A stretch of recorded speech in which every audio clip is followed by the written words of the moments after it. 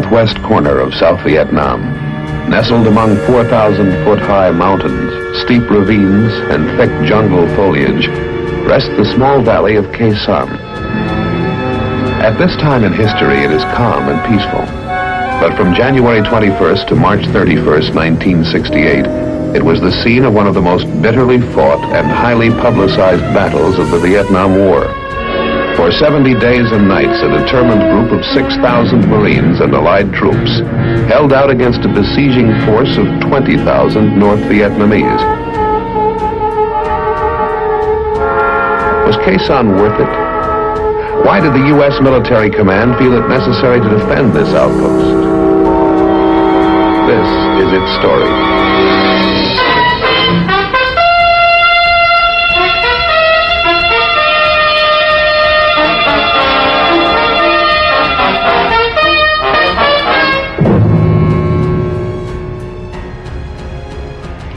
Many times I'm asked what part I think Khe Sanh will play in the history of our country. And it's almost impossible for me to evaluate it since I was so close to the situation. However, I can tell you a little bit about it, and perhaps the place we should start is with an orientation of its location and some of the features around it. Khe Sanh, as you know, is located 8 to 10 miles from the Sapone River, which is the boundary between Laos and South Vietnam. It's south of the demilitarized zone and has around it certain hill masses which control some of the infiltration routes coming down in this general area. And of course, Route 9, basically the only road in this area, runs from the Laotian border, continues on through and goes almost to the coast of Vietnam. In about April of 1967, the battalion surprised an enemy element on this particular hill mass, and eventually it resulted in the Marines seizing Hill 861, 881 South, and 881 North. After these had been seized, it was determined that a small unit should be placed on Hill 950 in this general area here, so that when August of 1967 rolled around and I took over the base, I found myself with troops on 881 South, 861, and 950. In the summer of 1967, the Battle of Khe Sanh was still many months away, but units of the U.S. Navy Seabees are already at work on the airstrip that will provide the only link with the outside, while the Marines are busy digging trenches and building bunkers. The weeks that follow are relatively quiet. Marine units continue their patrol operations with very little enemy action. In December of 1967, intelligence sources indicate the start of an enemy buildup. 2 North Vietnamese divisions are assembling in the deep areas around the base. The Communists could be preparing for a major assault. If the base is to be defended, it will have to be reinforced. The decision is made by General William C. Westmoreland, top commander of U.S. forces in Vietnam. The Marines will stay and fight. He is supported by the Joint Chiefs of Staff. Khe Sanh was an important outpost. If the enemy had taken this outpost, I think the province of Quang Tri and the DMZ area would have been in jeopardy. The enemy had planned to take it as part of his Tet Offensive. At the same time, he had planned to overrun Quang Tri City, seize and hold Hue, and to roll up our defenses south of the demilitarized zone. If he could have seized that plateau, he could have run trucks with ammunition, logistics, and even conventional artillery into the Khe Sanh Plateau, and certain of our installations further to the east could have been made untenable. Now, we saw the enemy building up his forces in order to siege and eventually overrun Khe Sanh as he did Dien Bien Phu in 1954. The weather was very poor. In October, we had only 1 battalion there. In November, we increased it to 2 battalions. December, we kept 2 battalions there, but in January, we reinforced it with 2 more battalions, all Marines. We then put a Ranger battalion in there. I wanted to put into Khe Sanh enough troops that I thought could hold it against ground attack. But I didn't want to put more troops in there than we could supply by air. Khe Sanh and Dien Bien Phu. The comparison was natural. In August of 1954, French paratroops had moved into the Viet Minh stronghold, then a part of French Indochina, located in North Vietnam. Bringing in heavy artillery, tanks, and equipment, they prepared for the Communists' attack led by the North Vietnamese general, Vo Nguyen Giap. But the French found themselves outmanned and outfought. They were surrounded, cut off from their source of supplies and reinforcements by a superior artillery, crippled by a lack of air power, and crushed relentlessly in Giap's powerful nutcracker. The end was inevitable. The French were overrun, forced to capitulate. The defeat brought an end to the Indochina War. 2 months later, the armistice agreement was signed at Geneva. Vietnam was partitioned, Laos and Cambodia neutralized. French influence in Southeast Asia collapsed. The Russian communists were quick to congratulate the victors, Ho Chi Minh and his brilliant General Giap. Now, 15 years later, the same General Giap is determined to repeat his victory at Khe Sanh. By January 1968, the stage was set. Inside the 1 mile by 1/2 mile perimeter of the Marine garrison were 6,000 U.S. Marines, a battalion of South Vietnamese Rangers, and a handful of Air Force and CB support troops. Burrowed in bunkers and hidden under the triple canopied foliage that covered the surrounding slopes was the largest and best equipped force ever mustered by the enemy, 20,000 North Vietnamese Army troops. On the 19th of January, there was a recon patrol which had gone out in this general area north of Hill 881 North, and ran into considerable trouble, and it really developed into quite a tense situation. But eventually we were able to get them out and brought them back to Hill 881 South. So the next day it was decided that we should go out and clean out this enemy force which had evidently come in the 881 North area. So we sent one of the companies from 881 South towards 81 North, and they banged head-on into what evidently was a NVA battalion. This was a day-long fight, and by nightfall they were still in contact and heavy action, and with nightfall coming on we withdrew them back to Hill 881 South. We had plans to go out the next day, but then on the morning of the 21st, about 0500 in the morning, the base received heavy mortar, rocket, and artillery fire. Almost simultaneously, Hill 861 came under attack from about a battalion-sized NVA force, and that no sooner got started than down here in Khe Sanh Village, CAC unit came under attack by about a battalion. So we had 3 things going at once, and naturally my concern was with all of these forces which are around me. As you can well imagine, I began to become concerned that they might start closing the base.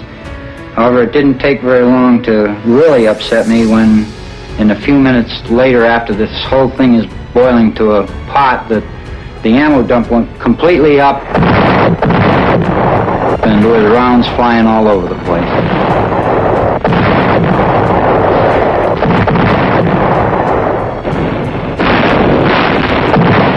The siege is on.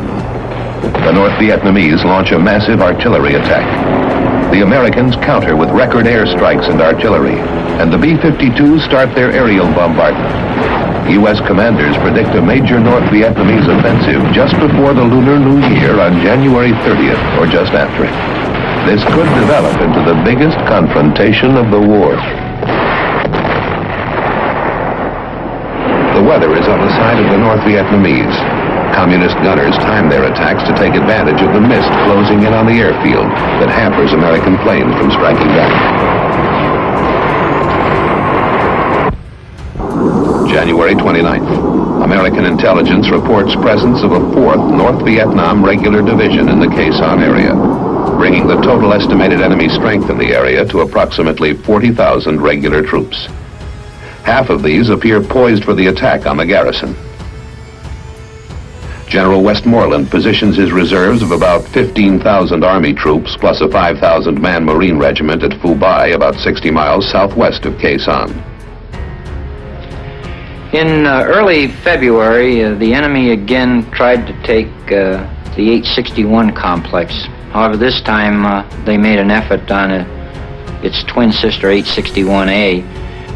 The attack on that hill was repelled through the use of not only the supporting arms, artillery, air, but also, as with every other attack on the perimeter, by the organic infantry weapons, the 81mm mortars, 3.5 rockets, M79, machine guns, and mines, and every other weapon available to an infantry battalion. February 10th. The North Vietnamese Communist Party newspaper boasts that the U.S. faces a defeat as disastrous as that suffered by the French at Dien Bien Phu. There is growing concern over the fate of the Marine garrison as the U.S. press also revives the specter of Dien Bien Phu. At stake now is more than a key military stronghold. The Communists are out to inflict heavy casualties on the American troops with a major victory, so that the U.S. would enter negotiations on terms favorable to Hanoi. The Battle of Khe Sanh. This was a very traumatic experience for the American people, but I never had any real concern about Khe Sanh. I had a few restless nights, but I had full confidence that we were going to win the Battle of Khe Sanh because we had the means. The Americans have protection from big 175mm guns at Camp Carroll, about 17 miles to the east, and at the Rock Pile, about 12 miles to the northeast. Inside the garrison, the troops have a handful of tanks, anti-tank weapons, 4.2-inch mortars, and about 20 artillery pieces, including 105 and 155mm howitzers. But their secret weapon is their air power. Fighter bombers of the Navy, Marines,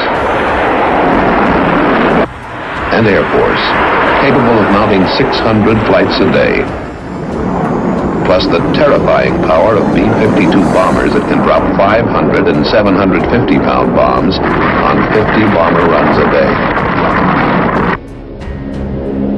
And then there are the supply planes, giant C-130s and 123s that build a lifeline through the shrapnel-infested skies to keep the Marines supplied with food, ammunition, medical supplies, building materials, and mail from home.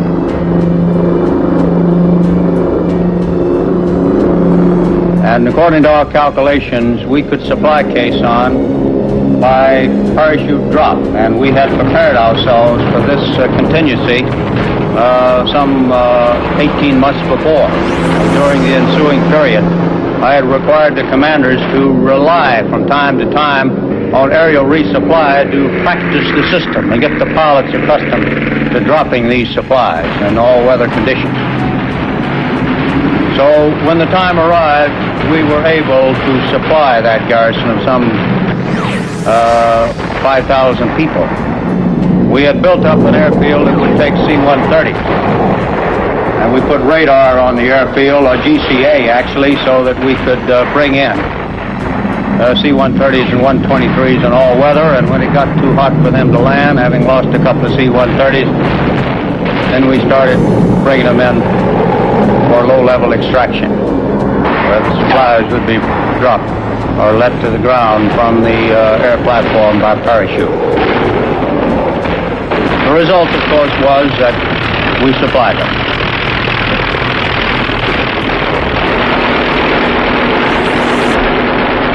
February 13th. Marine casualties mount when a U.S. Marine platoon is ambushed by the Viet Cong 800 yards outside the barbed wire. Throughout the month of February, the North Vietnamese artillery continues to pound the garrison. Some of their guns are apparently dug into the caves across the Laos border 10 miles away, believed to include 130mm and 152mm guns and rockets. The Americans counter with airstrikes and B-52 bombings, pinpointing the advancing communists only yards from the base perimeter. The Marines were told to button up. I told them to confine their patrols to close-in patrols for their own security, because I did not want them venturing too far afield where men would get killed and wounded or lost, so that we could not afford to put our firepower in the area where we knew they were located. And we started pouring it on. And that's the thought that came to mind when I call this Operation Niagara. And this is exactly what happened. The bombs fell all the month of February and all the month of March. Arclight is the code name for these terrifying bombers. Coming in at 20,000 feet and literally destroying the target area with their 500 and 750-pound bombs. The North Vietnamese troops are forced to dig in, keep their heads down, and concentrate on avoiding being scorched by napalm or pulverized by the bombs. When bad weather comes, and at night, they bomb by radar, pinpointing their targets by means of a ground-controlled system called Sky Spot. February 22nd. Troop movements have indicated that the enemy is massing for the long-awaited attack. The defenders waded out, sandbagged bunkers and trenches, their positions surrounded by tangled coils of barbed wire studded with explosive charges and claymore mines. The incoming artillery fire, rockets, and mortars of the enemy continue to pound the garrison.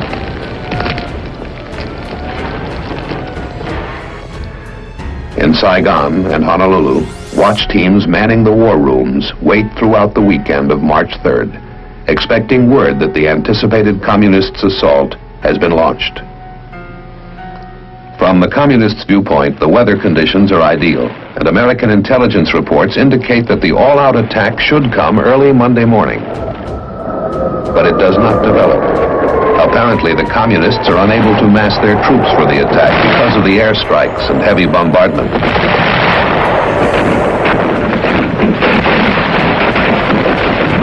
Also, the Marines still control the high ground guarding the approaches to Khe Sanh.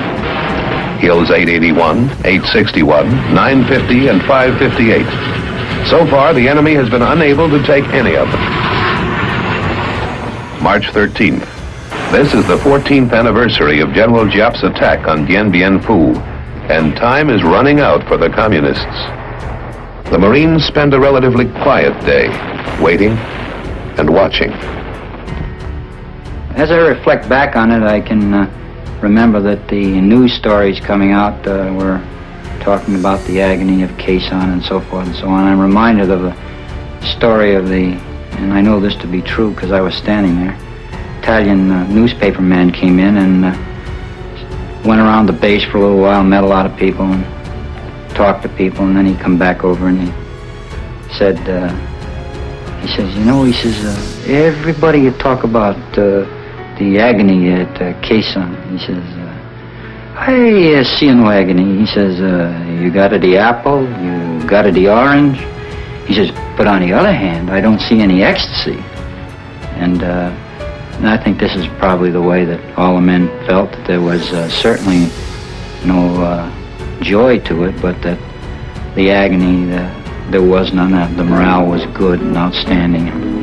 Everybody had a job to do and did it.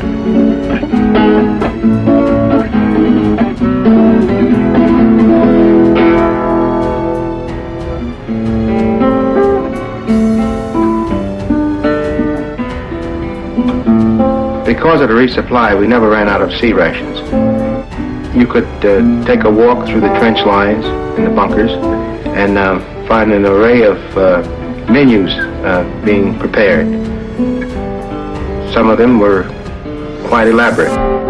We'll just call them casseroles. Of course, these casseroles had various names.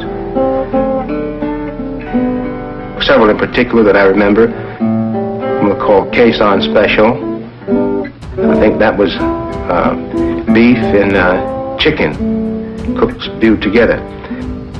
Another one was called a Hippie's Delight. That was just about everything thrown in the pot together. And there was another one called Mulligan Stew. That was my specialty. I only had 3 meats in this type of stew. We beefed it up with hot sauce and meat sauce, and it was quite tasty. March 26th, the enemy closes in, digging tunnels and working their trenches close to the base perimeter. 5 times they have probed the garrison's defenses, hitting the perimeter in battalion strength. But each time they're thrown back. The enemy is still unable to mass for the all-out attack. March 27th, the enemy has withdrawn one of his 2 divisions, and substantial elements have been withdrawn from a 2nd North Vietnamese unit. Now the heavy U.S. bombing and airstrikes only heighten the desire of the remaining North Vietnamese troops to get out as the monsoon lifts and the weather clears. The Marines move out of their trenches and bunkers to seek and engage the enemy on the ground. And on the 1st of April, the weather broke, and we were able to exercise our contingency plans by moving the 1st Cavalry Division, reinforced by a regiment of Marines, up Highway 9 to make a ground link-up, and the Marine engineers opened Highway 9, and we've been rolling trucks over it ever since. These are the relief troops of Operation Pegasus, 30,000 men strong, a joint force composed of the 1st Air Cavalry Division of the U.S. Army and South Vietnamese troops. Sweeping down from the narrow highway from the north, they see little of the 2 North Vietnamese divisions that had surrounded the base. The enemy has left, silently pulled out and given up the battle, leaving in his wake a scarred and churned-up landscape, blown up and destroyed bridges that must be rebuilt before the convoy can proceed, and hidden mines that must be found and exploded. Fleets of helicopters lift men and artillery into the hills surrounding the base.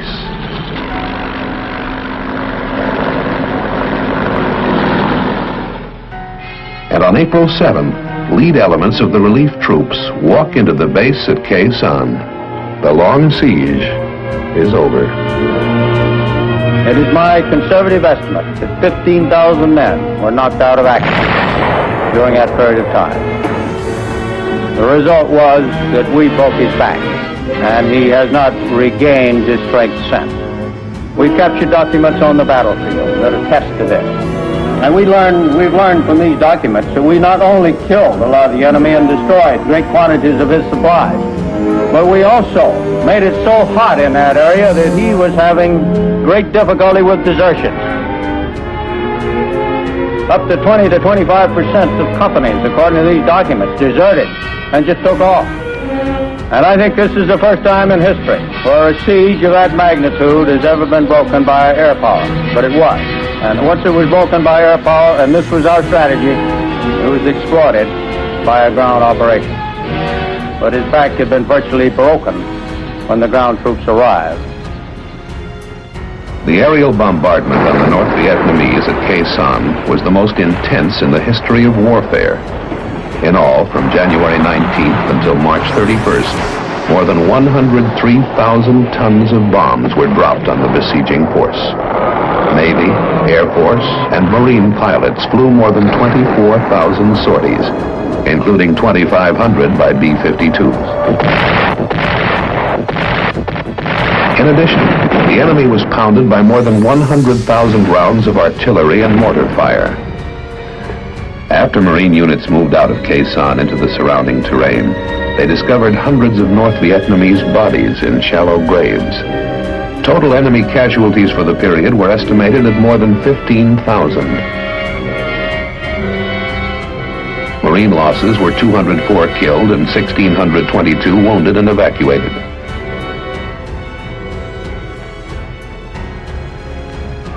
On May 23rd at the Air Force Base in Utapao, Thailand, General Westmoreland paid tribute to the B-52 crews who had supported the aerial bombardment throughout the siege.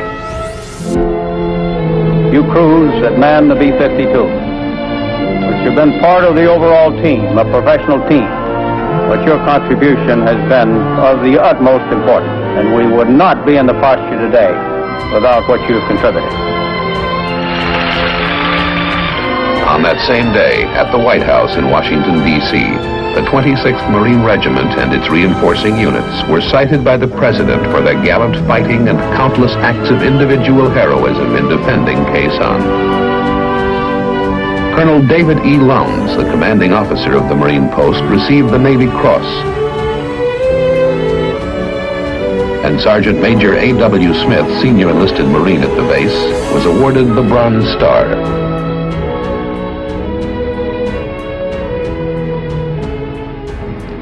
Some have asked what the gallantry of these Marines and airmen accomplished. Why did we choose to pay the price to defend those dreary hills? The fortress at Khe Sanh straddled critical supply and infiltration routes that the North Vietnamese were using. Route 9, which it commanded, was to be a major avenue for the enemy into populated areas and into the cities of South Vietnam. By pinning down and by decimating 2 North Vietnamese divisions, the few thousand Marines and their gallant South Vietnamese allies prevented those divisions from entering other major battles, such as those for Hue and Quang Tri. I believe that our initiative toward talks with North Vietnam was greatly strengthened by what these men did at Khe Sanh, for they vividly demonstrated to the enemy the utter futility of his attempts to win a military victory in the South. Brave men such as the 26th Marine will carry on the fight for freedom in Vietnam, and soon, God willing, they will come home. We would like nothing more than to see that day.